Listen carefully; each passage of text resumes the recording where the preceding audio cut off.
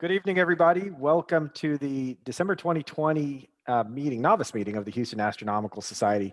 My name is Joe Califf. I'm the president of the Houston Astronomical Society, HAS, and I'd like to welcome you all for being with us here tonight. I really appreciate everybody taking time out of their evening to be here, and we have a wonderful presentation for tonight. We have a few, I would call them pro-ams, right? They've elevated their games as amateur astronomers into some pretty meaningful work and observations, and we'll get to that in just a minute. For right now, what I'd like to do is hand the ball over to Debbie Moran, who will be making the introductions for our guest speakers tonight. Hi, everyone. I'm Debbie Moran, Deborah in print, and I am the Novice Chair for the Houston Astronomical Society. And I've had this idea for some time to have novices or near novices or people who remember being novices speak to novices about getting started in astronomy. And maybe we can hear about some of the mistakes people make. We all make them, so we can learn from each other and maybe get some funny stories. So when I proposed this idea, Craig Lamison immediately volunteered, said he'd like to do an entire about 35 or 40-minute presentation about just the whole experience of getting started in astronomy and what to do and what not to do. And Bill Spizzirri volunteered to lead us off with the first funny story of doing something wrong in astronomy. I'm hoping those of you who are novices or who will feel free to ask questions or volunteer your own stories of problems you might have had, and that some of our more experienced astronomers will be here to answer any questions at the end of the presentation. And Craig's been a member for a few years that I know of, and as background, he's an engineer like so many astronomers are, in this case, in offshore drilling. Retired at this point and really enjoying his astronomy. I know he has a private observatory out at the astronomical site. And he's also is going to give us I understand he has a book to as sort of a door prize at the end of the talks. So I'd like to introduce Craig Lamison.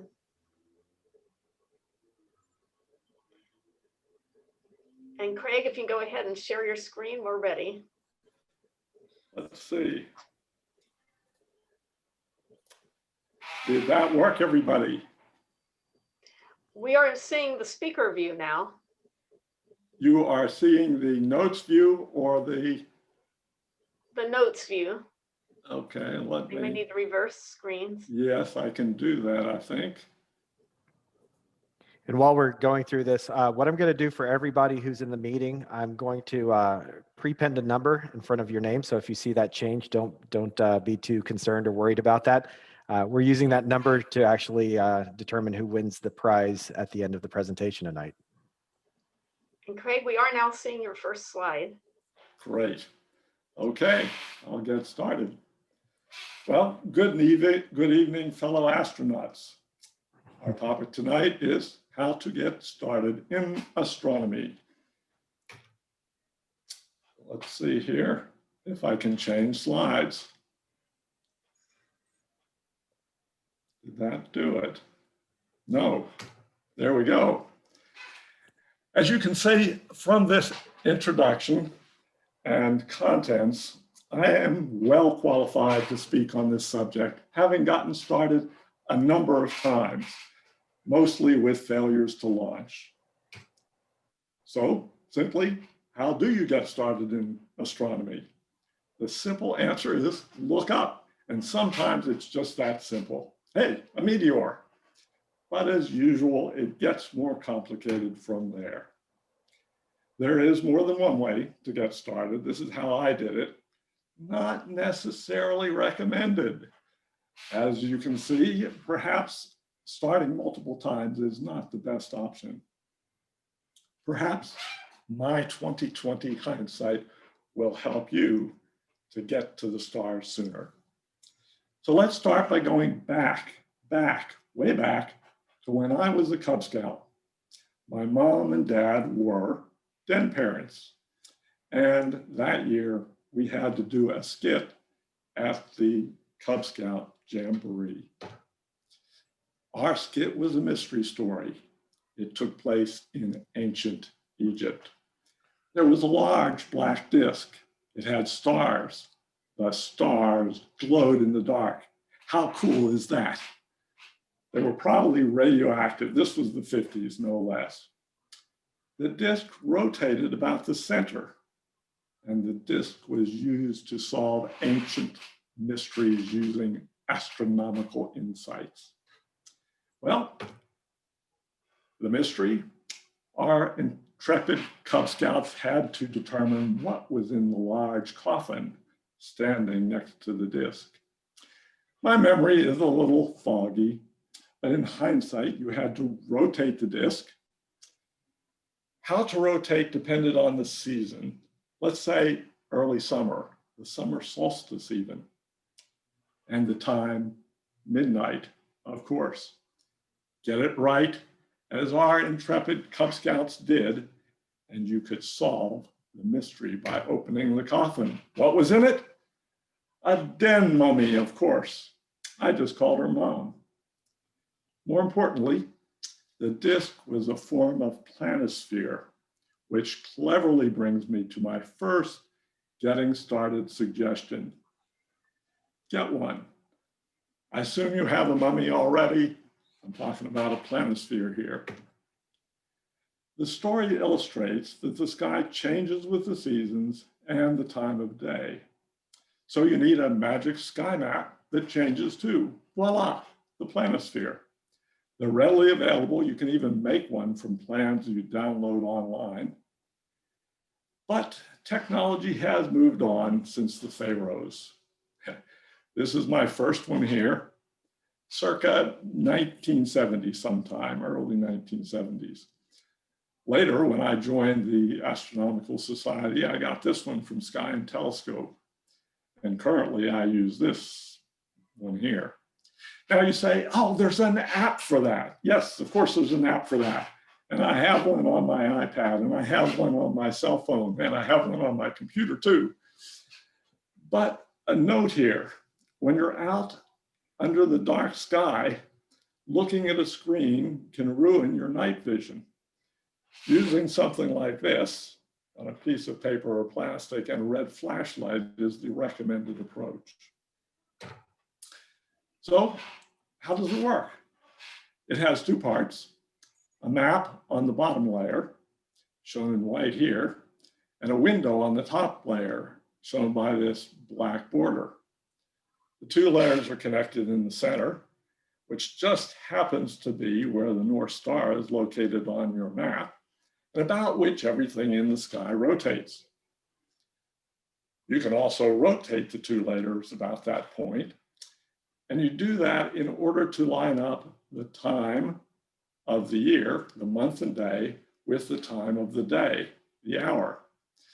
Now, one note here, the sky does not know anything about daylight savings time. So this is standard time. And if it is the summer and you want to set it right, and you're going to be observing at 9:30 at night, you need to set it at 8:30. However, that wasn't my first getting started mistake. It did involve the planisphere though, and it's one I have made even when I knew better. It's a map of the sky. You got that part, right? So orient it as if you are observing the sky overhead. Well, what's the problem? Generally, we don't use maps overhead, and besides, if you're holding it up there, you can't see the stars. It is marked north, like any other map here. But usually we hold maps on a table and with north at the top. So if we do that, I have done so here. I am now facing north, raising it overhead. Where did north end up? Well, it's behind me. Last time I checked, that was south. Oh no, world turned upside again, and we could not use any more of that this year. So the fundamental planisphere rule is hold it so the direction you are facing is at the bottom of the map. So I now put north at the bottom of the map, I turn facing north, and if I raised it up to the sky, I will see the stars at the bottom of the map right in front of me near the horizon. It works the same if you're facing west as I am now, you put west at the bottom. If you happen to be facing south, well, great. You can put north at the top and it'll work fine. But if you try that any other time, the chances are only 1 out of 4 of being right. So let's skip ahead a few years. Diligent engineering student Craig Lamison is at the university library. He's at the library to do his homework and avoid the numerous distractions in the dorm. Craig Lamison is bored out of his gourd. Foundations and substructures homework say, hey, the magazine rack is right over there, just a few tables away. And Sky and Telescope magazine, Astronomy magazine, cool maps of the sky, pictures, intriguing articles, telescopes. Did I say telescopes? $800 for this lovely model here. Still quite popular, by the way. Did I have $800? Well, let's put it this way. My summer job started at $1.25 an hour. Also, my 2 sisters, which I also noted are online, were about to enter or had already entered university at that time. And my parents had indicated that perhaps I should be picking up a little bit of the slack. Could I spare $100? Well, was it enough? It turns out it was. Edmund Scientific issued plans for making yourself telescopes. And I made one that looked much like this, only it was a little more sophisticated, being an equatorial model. I didn't have any time to grind a mirror, but I could get a 4-inch mirror for a mere $21. Barrington, New Jersey, where Edmund Scientific was located, was just across the Delaware River from where I lived, maybe an hour away. My parents drove me over. I picked up a cardboard tube on sale for $1, an eyepiece holder with a stalk diagonal, and a few other bits and pieces, I think a Kellner eyepiece, and I was ready to go. With some help from my sister's then boyfriend to carve out with a jigsaw a piece of wood for the mirror mount, I built it that summer. Well, did it work? It worked great. I could see the rings of Saturn, the moons of Jupiter, belts and zones on Jupiter's surface, the polar cap of Mars. I was stoked, but I wanted more. Well, what about more? What about the Andromeda Galaxy? Well, I found it at low power. But it didn't look like a whole lot, just kind of an oval blur. Well, let's boost the magnification. I bet it'll really pop. So I took my 6mm orthoscopic eyepiece, which at $9 was the second most expensive piece of this telescope, slipped it in, and not much more to see, just a little bit brighter oval glow. I had used the planisphere correctly. My other mistakes were many and varied. I found my enthusiasm cooling. I had to disassemble the scope to ship it to Houston when I moved down here for a job. Couldn't take the cardboard tube with me. It's hard to get another one. Life intervened. I was posted to Singapore, came back with a wife and a kid, and then it was a house and another kid. And so I try to start every now and then, subscribe to Sky and Telescope magazine for old time's sakes. 2003, I bought another telescope, this model here, to look at the opposition of Mars, which was closer than it has been since until 2 years ago and this year, I think. And it was great. The polar caps, again, surface markings, all the things I had seen before, even though this was a slightly smaller telescope. But went by the wayside again. So what did I do wrong? Well, I have chosen the 6 biggest mistakes to talk to you about tonight. Expectations. Second, you need a telescope. Third, it better be a big telescope suitable for high magnifications. 4, light pollution.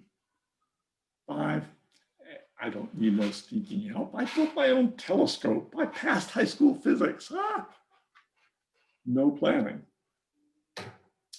Well, here is a picture of the Pillars of Creation, that famous Hubble telescope shot that you no doubt have all seen. Well, this is what the internet is for, and your taxes, not your eyes under the stars. For instance, this is known as M16. That means the 16th object on Messier's famous list of about 110 of the better sky objects. It's also known as the Eagle Nebula or the Star Queen. Here's my description with an 8-inch telescope, much like that $800 one you saw in an earlier slide. Stars and faint filaments of nebulosity are visible. Interestingly enough, I even found it with 10 by 50 binoculars that cost probably all of $60. My description there, nebulosity and a few sparkles. So expectations. This doesn't mean you can't have a lot of fun with astronomy. I do, because I've gotten past some of these mistakes. You can trace the constellations from a lawn chair in your yard under dark skies. Add binoculars and you can see over half those famous Messier objects. They may not be spectacular, but tracking them down can be a bit of fun too. Let's take Mizar. This is the second star from the end of the handle of the Big Dipper, which most of you have probably found and seen. Well, it's a double star, and I had heard that the Roman legions used this to test the eyesight of legionnaires. I had certainly seen the star. I had never seen a double there. But one day, Joe, our president now, had a urban observing session at Memorial Park in the middle of Houston. This is a very light polluted location. But we have a list of the Astronomical League's urban observing objects, and Mizar is one of them. So I looked at it, still didn't see a double, put it up to my binoculars, and sure enough, there are 2 stars there. I took the binoculars away, and sure enough, looking where I'd seen the other star, I could see it with my naked eye. Well, here in the 60s, and I qualify for the Roman legions. Good news. Well, then we turned a telescope on it. Not a big one. It's actually 3 stars. The brighter one, Mizar, is 2 very close doubles. That was pretty cool. Well, what about the Andromeda Galaxy with your naked eye? At our dark site, 80 miles west of town, yes, you can. Meteors, comets, eclipse, aurora, and more don't need the Hubble. Well, talking about telescopes, of course, and that was certainly one of my introductions to the hobby. What about power and aperture? Well, let's discuss that using this model here.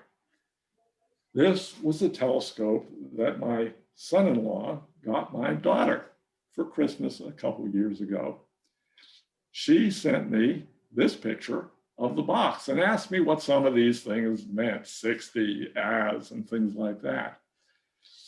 I swallowed a little bit. We telescope snobs call this type of telescope a hobby killer, or disparagingly, department store scope. Well, why do we do that? In spite of the very reputable names on here, Celestron and the National Park Foundation, there is no way you can get 525 power magnification out of a telescope that's 60 millimeters in diameter. That's a little over 2 inches. Well, why? Are they lying? Not really. It came with a 3x Barlow and a 4 millimeter eyepiece. And if you combine those with this telescope, it magnifies 525 times. Just like magnifying a picture on your cell phone 525 times, though, you're just going to see a blur. The rule of thumb is about 50 times the aperture in inches. So convert 60 to inches, and I think it's something like 2.4 or something. That means maybe 100x, 120x on a good night where the stars are not twinkling and there's no haze in the sky or light pollution. Does this mean size does not matter? No, it does. Fact to realize is that the light gathering, not necessarily the power, but the light gathering power of a telescope goes up with the square of the diameter. So if you have a 2-inch telescope, or a little more like this, and you get a 4-inch telescope, it now will gather 4 times as much light, not just twice as much light. So what are the other things that matter? Well, viewing comfort. If you're going to be out for an hour, doesn't matter a whole lot, but standing up, craning over, bending down for hours in a row can get a bit tiring, particularly if you're my age. Portability. Well, you can get a big monster telescope that you can't get around to anywhere without a lot of trouble. And well, this brings me to an aphorism that a friend of mine used where I was working. He was asked, well, what is the best beer? What is your favorite beer? And he said, the best beer is Michelob. After that, best beer is free beer, sorry. The best beer is free that beer. After that comes Michelob. To paraphrase this, the best telescope is the one you have. And it turns out this is a very decent telescope with the right eyepiece. And as long as you're not magnifying too much, it will bring in the rings of Saturn, the moons of Jupiter, belts on Jupiter, polar cap on Mars if it's visible. Field of view, another thing. The field of view is important because things in the sky are different sizes. Remember, we were talking about the Andromeda Galaxy. The Andromeda Galaxy is 3 degrees apart. Now, what's that mean in the sky, you may ask? The moon is half a degree. So if you line the moon up, 6 of them in a row, that is how big the Andromeda Galaxy is. And if you put a telescope on it with any sort of power, you are going to see just the core, an oval blur, by the way, in your telescope. It's much better in binoculars, which show you the whole thing. It now doesn't look all that oval. It looks much longer. It's bright in the center. It fades out to the sides. And in fact, with a little practice, you might even see 1 or 2 of the satellite galaxies to Andromeda off to the side. Complexity and ease of use are 2 other factors. Sometimes a complex telescope is easier to use. Sometimes it's not. So that is complicated. How steady is it? Well, if it's jiggling around a lot, you won't see a lot. This one isn't real steady, but it's small, so it works. And quality. You get what you pay for. but it isn't all that important sometimes. Here's an example of a whole menagerie of telescopes. I need to warn you, this illustrates what we sometimes call aperture fever. And there is no vaccine coming for this, I warn you. And sometimes it is also called the slippery slope. You start with this telescope. Oh, and then maybe you get this telescope, and this telescope, and this telescope, and this telescope, and this telescope. Aperture fever means they tend to get bigger and bigger and more expensive. That said, looking at this, portable, yes. Cheap, yes. This was a 2003 telescope I mentioned. Excellent field of view and fairly comfortable. Quality, not so much. Steadiness, also not good.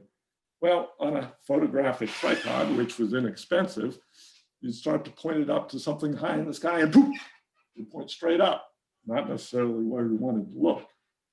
Well, here's a bigger version on a better mount and with more aperture. And it works great in your backyard. And you can still carry it around. I collapsed the tripod, put it on my shoulder like a rifle, and I've carted it across the street to my neighbor's sidewalk to look at things. But not so easy to put on an airplane. This one has flown. And this one you can pick up with one hand. Okay, well, what about this? A little bigger than that. Also, you can pick it up with one hand. Costs 10 times as much. Well, this is because this has two lenses of fairly ordinary, inexpensive glass, and this has 3 of exotic glass that cuts down on some aberrations. But you don't need it to get started, to be honest. Well, what about this one? Very similar to that one I showed you before, back $800 in 1970. Well, this one is 8 inches. That is a pretty good aperture and very common. It's a very common type of telescope because it is compact, but yet can magnify quite a bit. These modern ones, actually, you can get it on a mount that with some practice and complexity, you can line up with the sky, and then you tell it, go to the end right of the galaxy, and it moves around and goes there. As well as that, it will stay pointed at that object, which these will not do. So you're always moving them. It takes a little practice to do that smoothly. Okay, well, how portable? Well, like this, it weighs over 35 pounds. I can grab it and kind of duck walk it out into the backyard. Carry it across the street, no way. You want to go anywhere else with it, you've got to take it apart into 3 pieces and reassemble it at the other end. Okay, well, you want more. You want to go dimmer, deeper, fainter fuzzies, you get an even bigger telescope.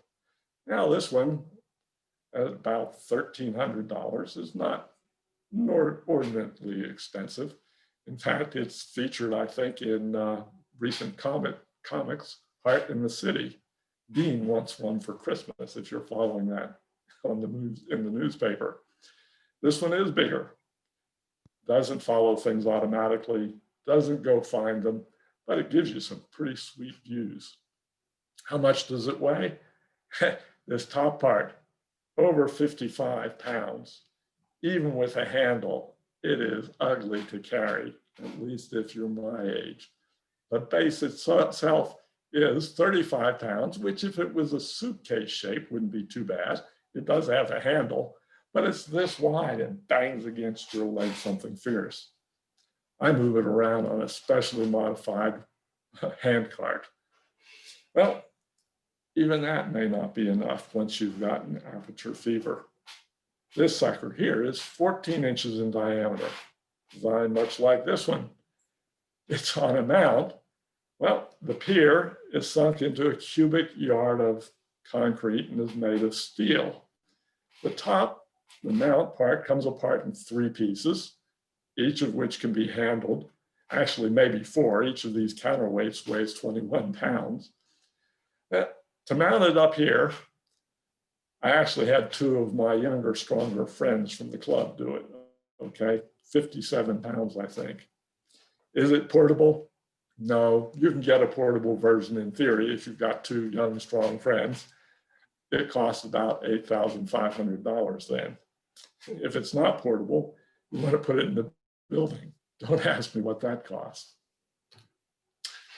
It's all summarized in here. We won't get into it. This is on the website, and I can make it available for reference, but that's all it's for. Well, what about light pollution? Set your planisphere for 2 p.m. in the afternoon. The map shows stars. Can you see them? No. This is what light pollution does. 80% of the US population can't see the Milky Way from where they live. What does this mean? Well, I found out what it meant once when I was taking my family to a national park. We were driving up from our hotel, which was in a local small town, up through the hills. This is Arches National Park, by the way, for a ranger talk at night. Don't remember what the ranger talk was about. I looked out the front window of the car as we're driving up the hill, and what was that in the sky? We pulled over, and sure enough, it was the Milky Way, and I was blown away. That's the first time I can ever recall seeing it. The problem here is what you don't know, you don't miss. But I tell you, get out to someplace dark and you'll see a difference. Well, we could go into Houston. My rant is deleted. Just please send an email to your representative if you live in Houston. Complain about the bright blue, unshielded streetlights that they're installing. If you want more on this, please go to Debbie Moran's website, conveniently located here, and you can hit them with all the facts they need to know. But all is not lost, even in Houston. There are planets, double stars, the moon, the sun, as long as you have the proper filters on the front of your telescope. They're all possible. You can even look at the sun by what is known as eyepiece projection. However, like I say, get the heck out of Dodge. You can be surprised. The Houston Astronomical Society dark site is ideal. And take in a star party now and then if you can. Well, let's get to the fifth item, no help. Well, this is actually a word from our sponsor. You are watching this. Kudos, you're not making one of the mistakes I made. I knew about HAS shortly after I got to Houston in 1975. I think it might have had a different name there, but I do think it existed. I didn't join until 2013. Big mistake. Actually, big mistake. Or maybe big mistake. HAS has experts, online resources, lunar telescopes, workshops, and more, particularly when there's no pandemic and we can kind of get some hands-on practice. Well, what about plans?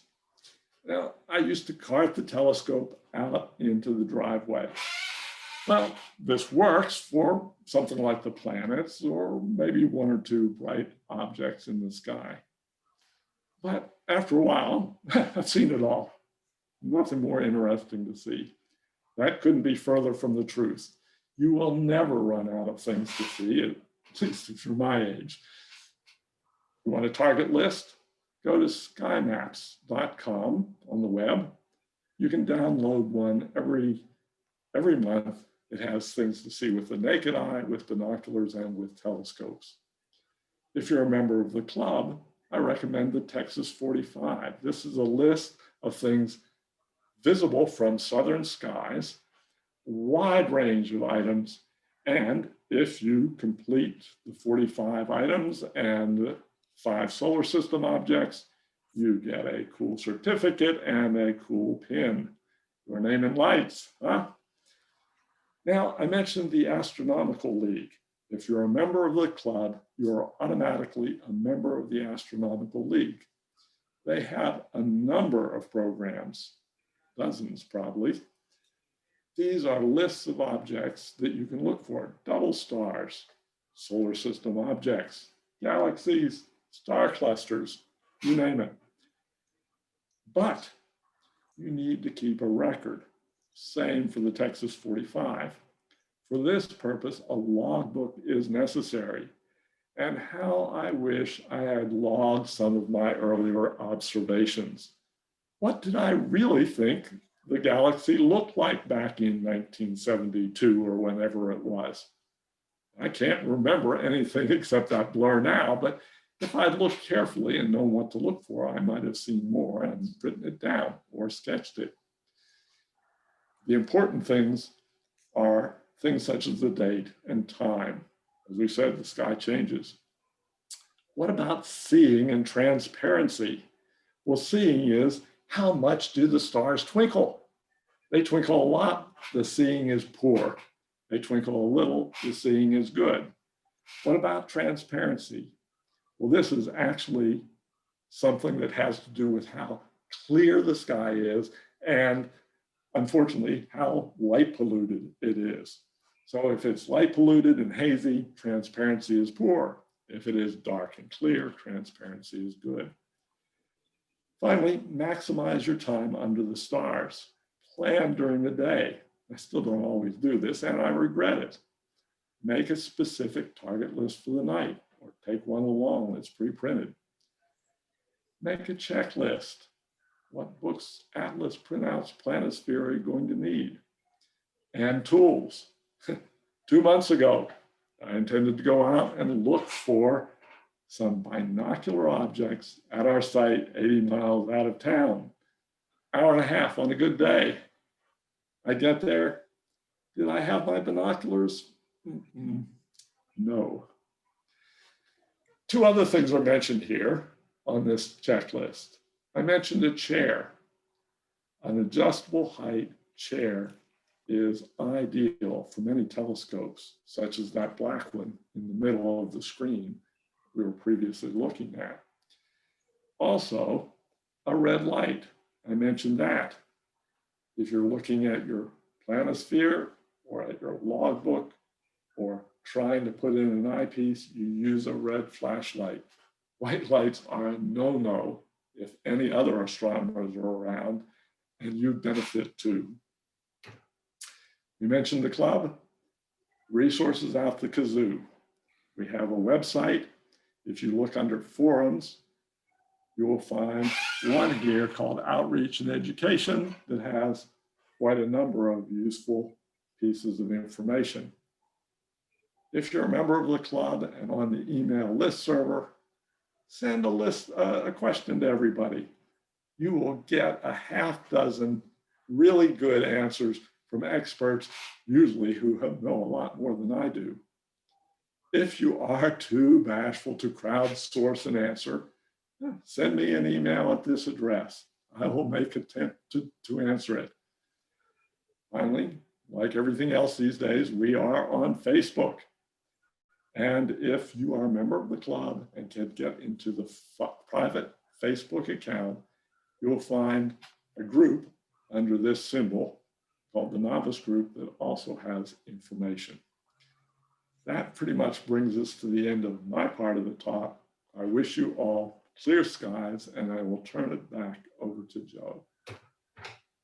Great presentation. Thank you so much, Craig. We have several questions coming in, actually, and what I was going to ask everybody to do is to keep those coming in. We've got one other presenter that I'll let Debbie introduce here momentarily, but I'm queuing those questions so that when we're done with the presentations, we'll go ahead and ask those questions of our panel here and let them give us an answer. And I think after we're done there, Craig, you had a logbook you were giving away, correct? That is correct. Okay, so if you see me changing your name and then prepending a number, don't change it back, please. That way, if we can keep you in the drawing for that object there. So, Debbie, did you want to introduce our next speaker? Yes, so I also was suggesting at this talk that people discuss some of their own individual experiences getting started in astronomy or any mistakes they've made.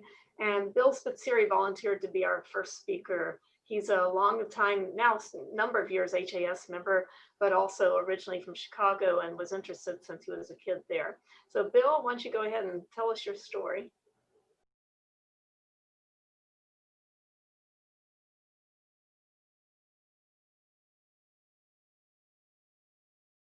This is a little bit of a change of schedule here. We'll go ahead and get some of these questions that were asked in the meeting chat, in the chat room, I should say, here. So Ezra Sarabrand, Ezra, are you on? Do you want to unmute yourself and ask your first question about the field of view for a telescope? Yeah, I was just wondering, what makes for a better field of view in a telescope? Great question. Craig, Debbie, do you want to go ahead and take a stab at that? I'm perfectly willing to give it a shot, Yeah. Joe. I'm sure Debbie could do it too. Essentially, the field of view varies with something called the focal ratio of the telescope.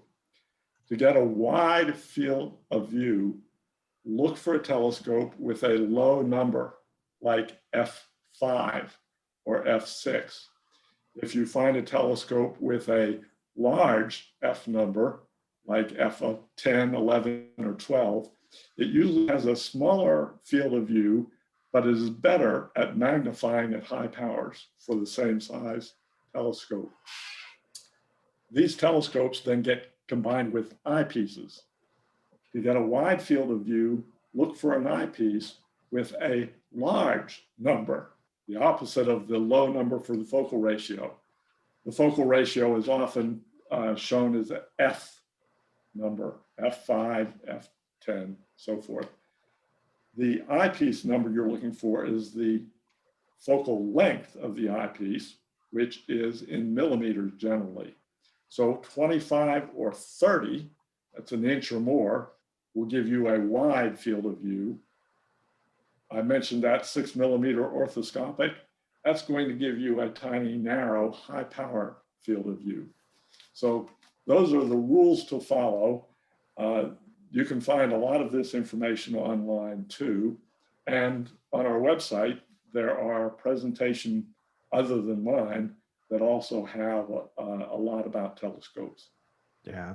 And then to add to that, I would say, in terms of what makes a better field of view, it really kind of depends on what you're looking at, right? So when Craig earlier mentioned the Andromeda Galaxy, using a telescope that's got a lower focal ratio, like an f4 and f5, with higher focal length, longer focal length eyepiece, like a 30mm or something like that, really allows you to capture a much wider field of view. So I've got a telescope that's an f10 Schmidt-Cassegrain telescope, and if I use say a 7mm eyepiece on that, that gets a really narrow field of view. So on something like the Andromeda Galaxy, that's not a good view for me. Right? But if I'm looking at Mars at opposition and the night is steady and whatnot, I may want a higher magnification, more narrow field of view. So it really kind of depends on what you're looking at and what targets you're pursuing there as to what makes a better field of view. I would say, at least. And could I say something? Sure. Well, first of all, we have all the details in a presentation called All About Telescopes. But what the focal ratio is it's a ratio between the length of time it takes the object to hit your optics and then come to a focus. And that's for a refractor or Newtonian, that might be the length of the tube, to the aperture of the mirror or the lens that's collecting light. So if it takes a long time to come to a focus, that's a longer focal ratio and a narrower field of view. If it comes to focus very quickly and kind of a very fat, short cone, then that's a wider field of view. The other thing you need to know is that any telescope that does not follow the sky or have clock drive, you really want a wide field of view. Right. On the eyepieces that they were talking about, the bigger numbers are lower power and also wider fields of view. There are specialized eyepieces if you want to see something magnified, but still have a wide field of view. There are eyepieces that do that. They get very expensive. They have extra pieces of glass. they're worth it at some point, maybe have one of those. So there's a lot that goes into it. And then, like they said, there's the sizes. I did just want you to know what a focal ratio is. And you can't go by the size of the tube. So there's little short tubes, and the light goes through 3 times before it finally reaches your eyes. Yeah. So those tubes are actually only 1/3 of the length of the focal length.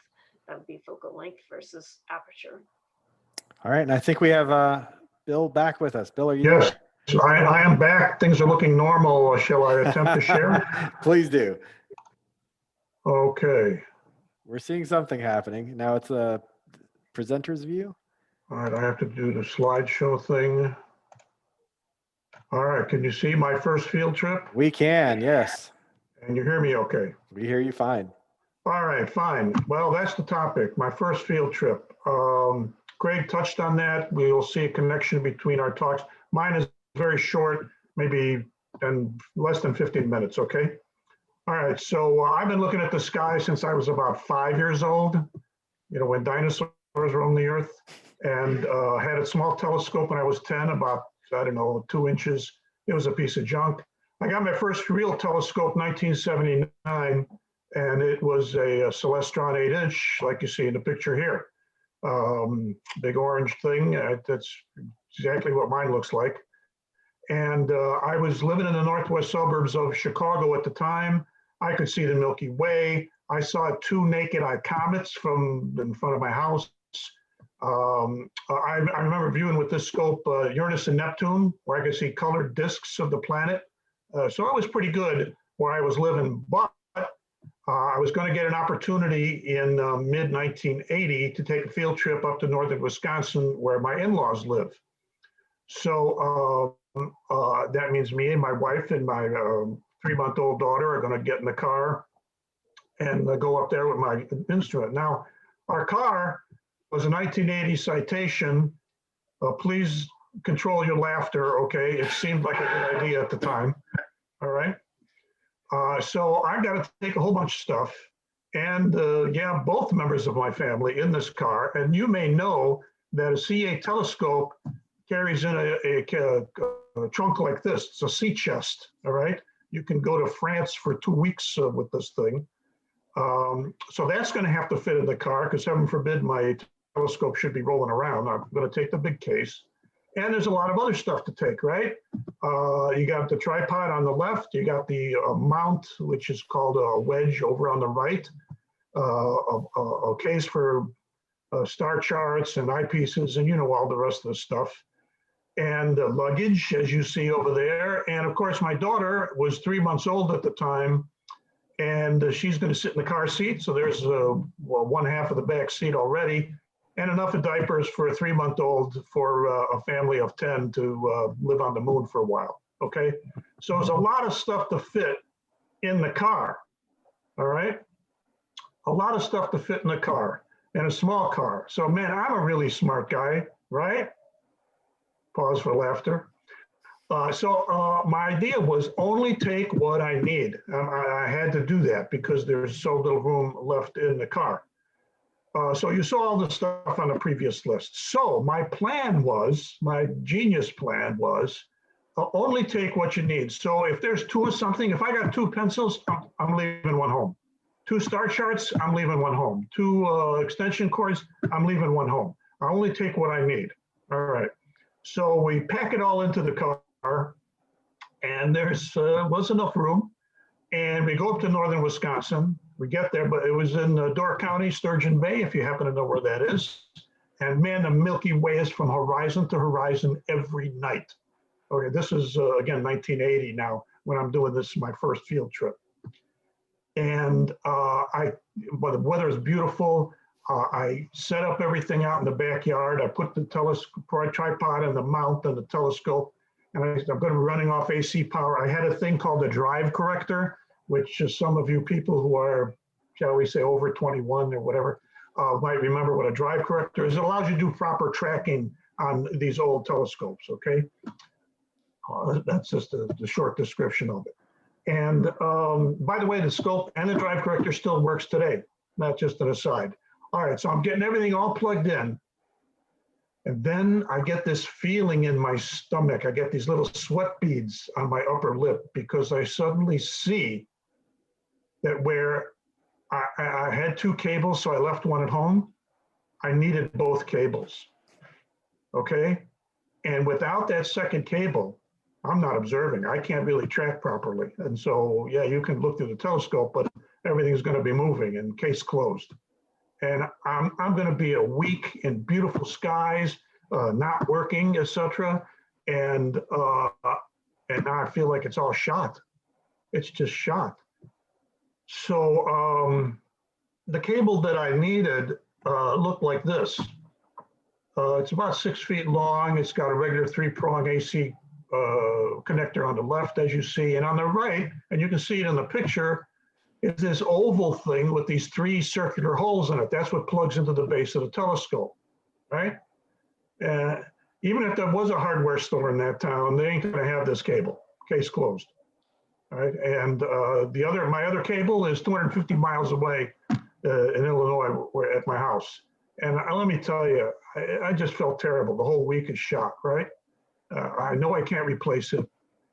So I go into the house to tell my wife, and she's in bed reading a book because our 3-month-old is finally quiet and sleeping. And so my wife is having a moment of peace and quiet.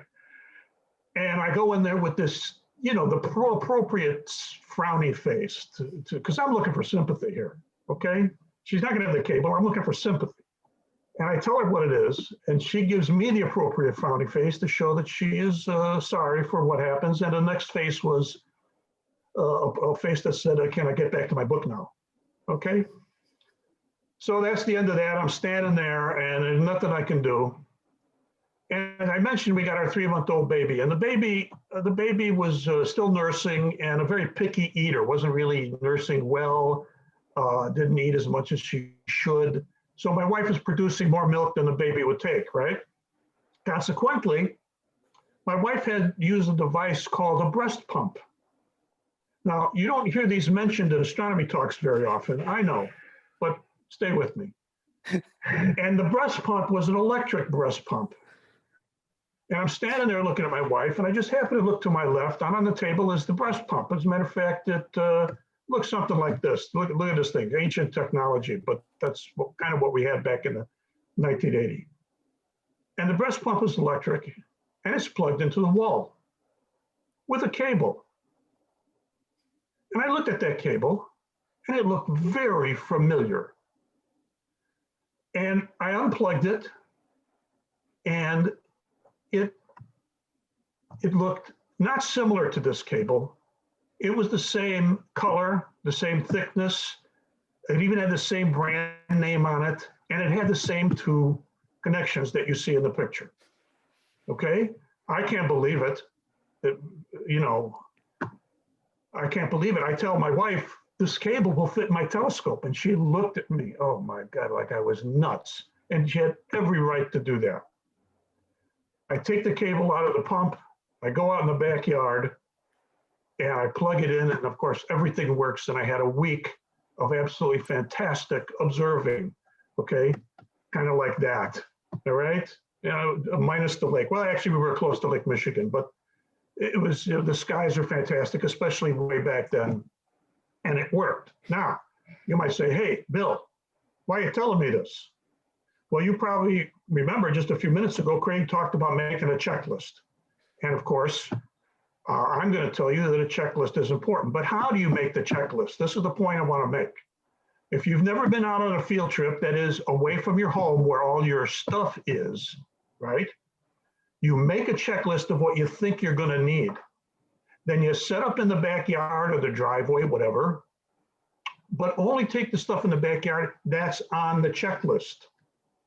And it turns out you plug everything up and everything works 100%, then you know you got a good checklist. But if you find out you're missing a screw or a screwdriver or a cable or a start chart or fill in the blank, whatever it is, right? You don't just go get it. You add it to the checklist first, then you go get it, and then you make sure everything is working. And when you do that iteration, hopefully not too many times, then you know you got a good checklist, all right?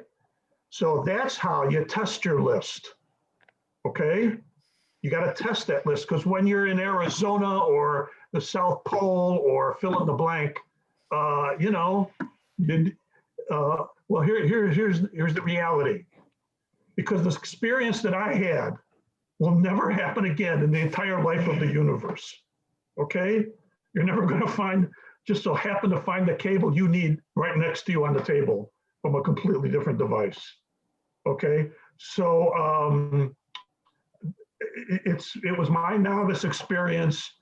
Create that test list and test it the way that I just described by only taking out in the backyard what's on your list. And then you know when you go in the field, you got a good list and you got everything you're going to need.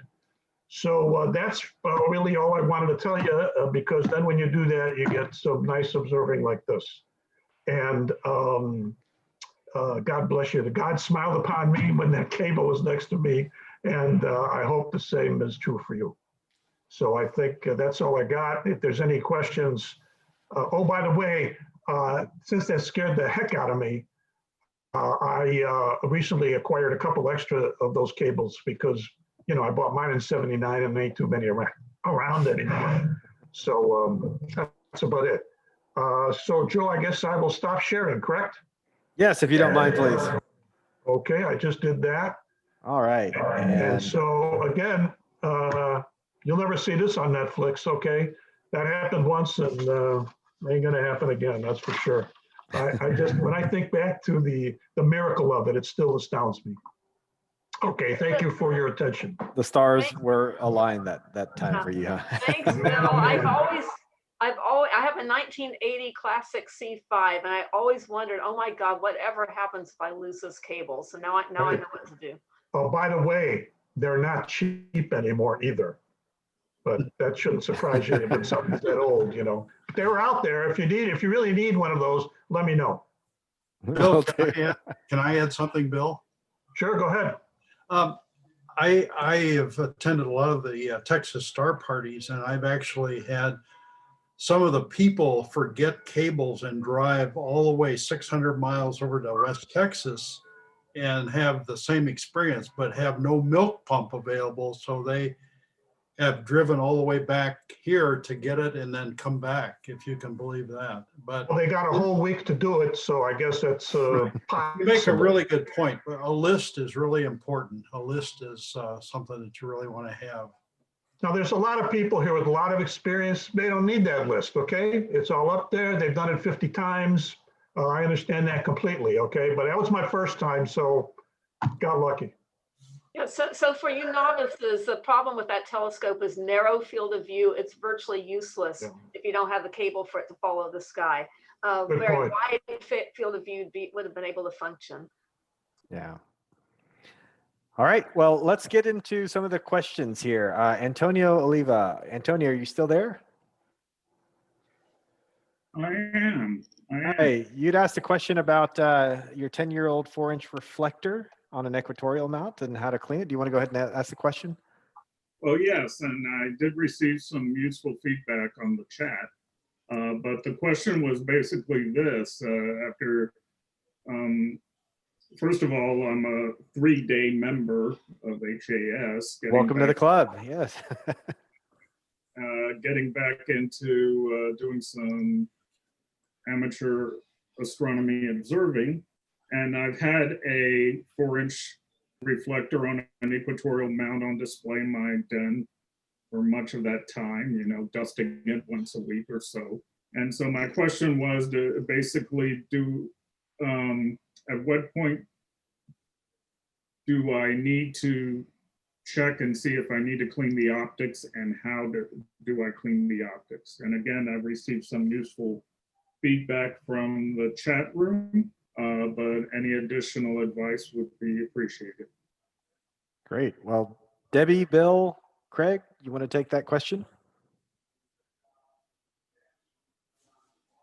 They're a good instruction. I'm actually less familiar with cleaning a refractor than a mirror, but there are good instructions online. Some you make a solution of distilled water and 1 drop of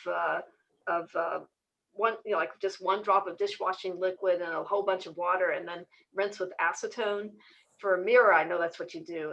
I don't, it may be different for a refractor, if anyone has any Yeah. how to clean a lens. I can say that cleaning telescope optics is almost a religious topic, right? You'll get on some of these astronomy boards and people will argue all day about what the proper way to do it and when to do it is.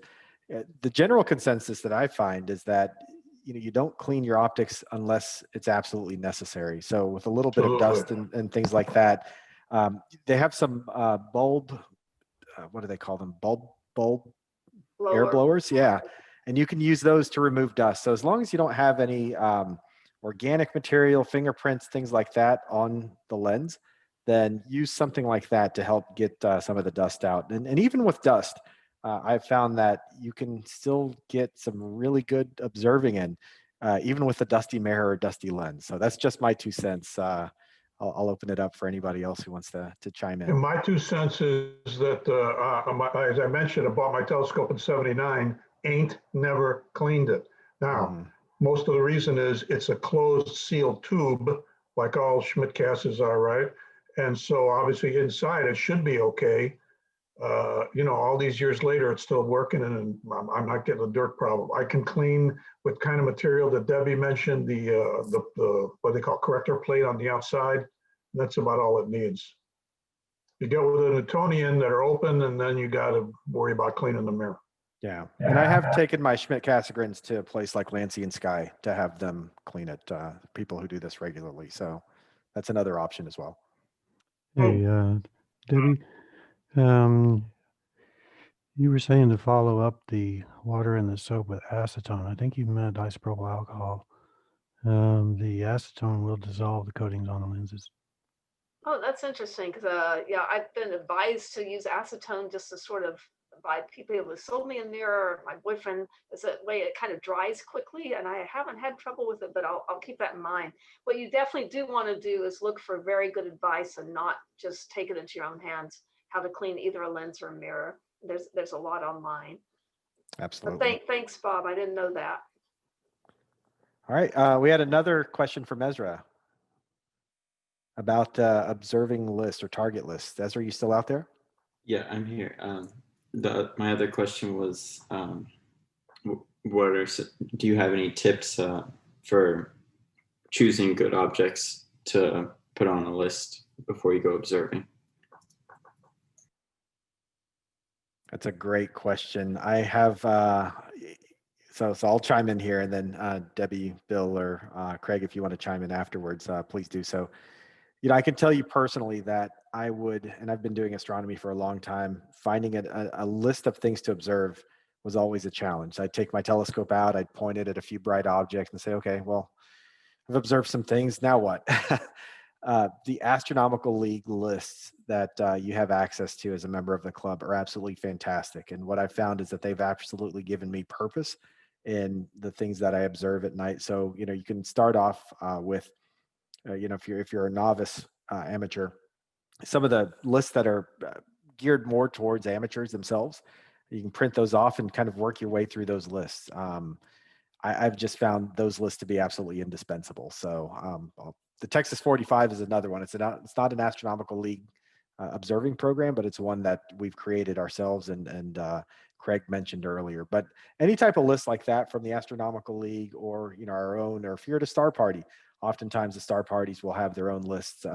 That's where I've found good targets to look at. So Debbie, I don't know if you have anything else you want to add. I would just say before the Astronomical League had like 50 observing programs, they had only 2, and the Messiers really are a good place to start. Yeah. I had a 5-inch telescope.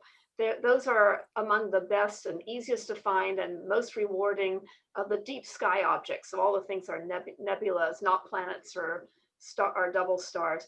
There's a double star list, which you can also do as a novice with a relatively small telescope. But for definitely the Messiers are fantastic and show up well in a small telescope. I'll Joe, chime in here. There's a whole bunch of people in the club who are more experienced observers than me. But what I've been using for a gazillion years is the Norton Star Atlas. I don't know if you can see. There you go. Sort of, you can see it. Okay. So it has a whole bunch of star charts in it for each piece of the sky. Okay. Well, it's hard to see it here. Anyway, it's got these star charts. It splits the sky into about 10 pieces.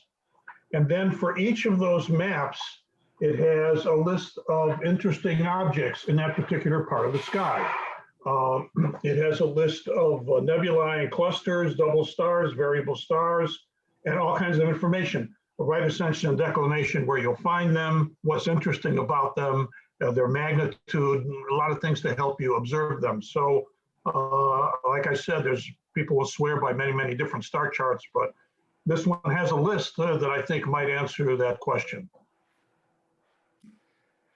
And I'd say that the Amelia Goldberg in our club has been the author of a astronomical league program called the Universe Sampler, which is also a good way to start because it gives you a sample of all the different things out there that you might want to look at and some guidelines that are good for getting started. So that is also available from the Astronomical League. Great. Appreciate the input, everybody. And Sean Funiston, I hope I pronounced your name correctly. Are you there? I know you'd asked a question just a little while ago. Yeah, it's just Funston, like it. Sorry. Yeah, Funston. Okay. Sorry, I added an I in there. I don't know where that came from. No problem. Yeah, so, we're used to looking at these wonderful photographs of these deep sky objects, but is there a catalog of photos or sketches that will show you what you should expect to see through, say an 8 or 11-inch Schmidt-Cassegrain? The Messier album, which is a classic book, depicts things closer to what you would see in a telescope without all the big Hubble Space Telescope color. That's one source. And maybe someone else can say if there's anything more recent. And it's just a list of all the Messier objects and information about them and what they look like. Yeah, and I know, I believe Renee made a good suggestion as well. Turn Left at Orion is a great book that has the sketches there of the objects as the author had seen them. So I know that's one of the challenges, right? A lot of times you'll have these books and you'll see the images of these objects that were taken over the course of several hours, and they look nothing like they would look when you look through the eyepiece itself. So I know Turn Left at Orion was a great resource for me to figure out, hey, what does this really look like? And over time, you'll find that, as you start to research and learn about the things that you're observing, even the tiniest, faintest smudge becomes really impressive, especially when you find out it's a quasar that's, over 8 billion light years away, right? Things like that. They're just really impressive. So, but that's one of the resources I've seen. And Debbie, you'd mentioned the Messier catalog, or I'm sorry, what was it? The Messier? I put it in the chat. It's called the Messier album. The Messier album. Okay. Hey, Joe, this is Joe. If I can find it, hold on. Okay. And Chris, I think you have a question? Yes. Well, I got a comment on the last question. I just picked up this book. It's called The 100 Best Astrophotography Targets, and it shows you an image of the object and then also provides the time of year that it's going to be visible, also recommendations on settings for the camera and type of telescope, etc. So this one is by a guy by the name of Ruben Kier, K-I-E-R, and I've just looked at it a little bit, but it looks like it's got some really good info. Ah, okay. I'll look at that one as well. Thank you. You bet. I have the Messier album here, and I can show you some pages. And hopefully it's not out of print, or you could probably find a used one if it is. But it's extremely useful when you look at the Messier objects. Absolutely. All right. Do we have any other questions from the field here? So we've gotten through all of the ones that I was able to at least catch in our chat room. If you do, go ahead and unmute yourself and feel free to ask.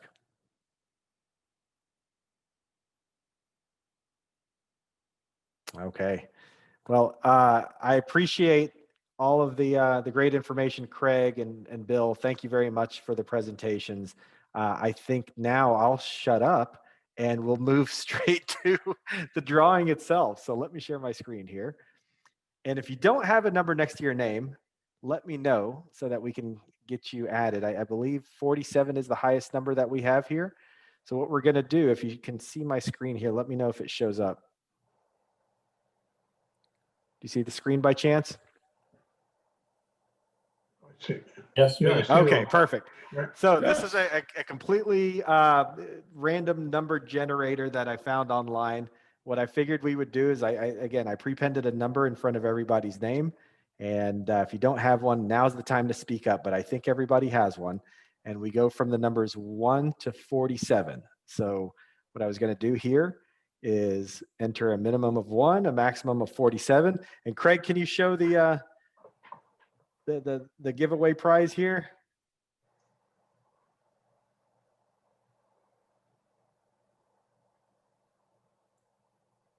As he's reaching for it, I'll finish setting out these items, and there it is. So Craig will send you or arrange to have given to you this visual astronomical observing journal. So it's a fantastic journal, and I think in some of the conversations that have been going back and forth on email within the group this past week, I think some people were really impressed with that particular guidebook and some of the things that were contained within. So Craig is giving away this manual today to the grand winner of our prize. So we're going to go ahead and enter the range here from 1 to 47. We're going to generate one number. And as soon as I hit this calculate button, we'll get a number here in this answer section. And whoever has that number will be the winner of this prize. So I wish I had a virtual drum roll here, right? And the winner is number 41. 41. Oh, did 41 leave before we had the drawing? I don't know who that was. That must have been a person who left. Okay, so I guess nobody gets a prize tonight, right? So we'll do this over.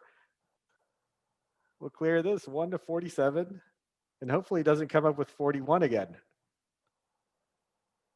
Generate one number and calculate. 19. 19. Kelly Isaac. Kelly Isaac is the winner of the logbook. So Kelly, congratulations on that. Congratulations. And if you would like, please email us. You can email myself, president@astronomyhouston.org with your contact info, and I'll make sure to get that over to Craig, and he'll get that logbook sent over to you. So congratulations on that.